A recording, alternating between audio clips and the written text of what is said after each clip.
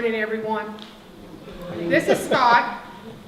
A while ago, he was climbing up. Y'all see how high he got? First time. Look at everybody. Okay, Scott's now 36 years old.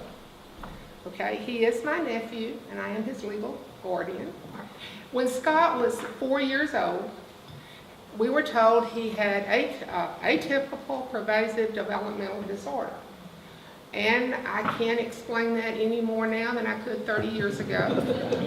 But it is one of the diagnoses you get within the autism spectrum.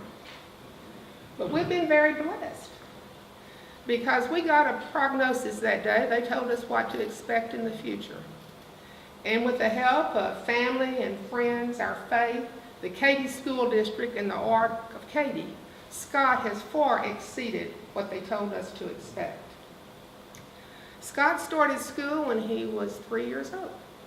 Okay? He didn't live in Katy at that time, and we're part of the group that helped Katy have this great number of students. We moved here. To be in this district, I had graduated from Katy High School, and Scott was going to be in the Katy Special Ed program. And so he started there when he was 8 years old, and at that time you could stay till you were 23, so we took advantage of every day of it. And he made great progress. He made friends, and it opened up a world for us, a little bit more than we'd had before, where he could have friends, where there could be some social activities. Katy School was great. One thing they did, though, has had probably the biggest impact of all.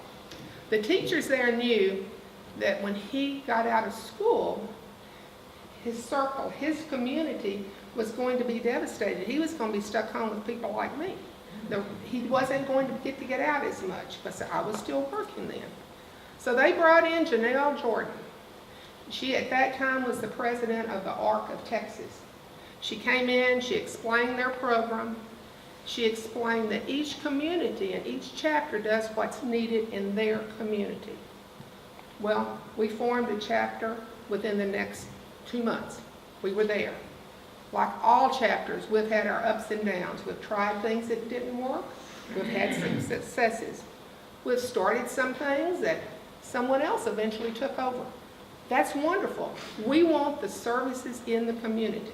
We don't have to sponsor them. We don't have to do them. We need those services there for our people with IDD. An example, believe it or not, I was once track coach for our ARC Special Olympics. Okay? Today, y'all all have heard of the Wolf Game. We have quite a bit larger Special Olympics program, and plus we have a bowling bunch. So the ARC has made a difference. Those teachers really were smart, though. They knew that once kids got out of school, they sort of regress if you don't do something. So we started the day program in February of 2005. At that point in time, Scott had been out of school 5 years. We had done what we could. He volunteered some at the food pantry, but we didn't have that stable connection for him. That deal where he could really grow and have a social life and have friends, where he could be part of the community. So when we started that day program with 8 kids 2 days a week, we had no idea how much benefit this was going to give to each of our participants. It expanded the community for all of our parents too. We now had friends from across the school district instead of those we had just dealt with at our local campus. You know, we all want the same thing. We all want our kids to have the opportunity to fulfill their potential, whatever it is, to be the best they can be. We want them to live in a safe environment. We want them to be safe, and we want them to be part of the community. We want them to be accepted, but we also want them to contribute. So this is what the ARC Day program has given to us. Our day program, it's not school, it's activities. There's socialization, there's parties they have sometimes. There's chances to develop. And there's a chance for Scott to get away from me several days, hours a week. And that's good, isn't it?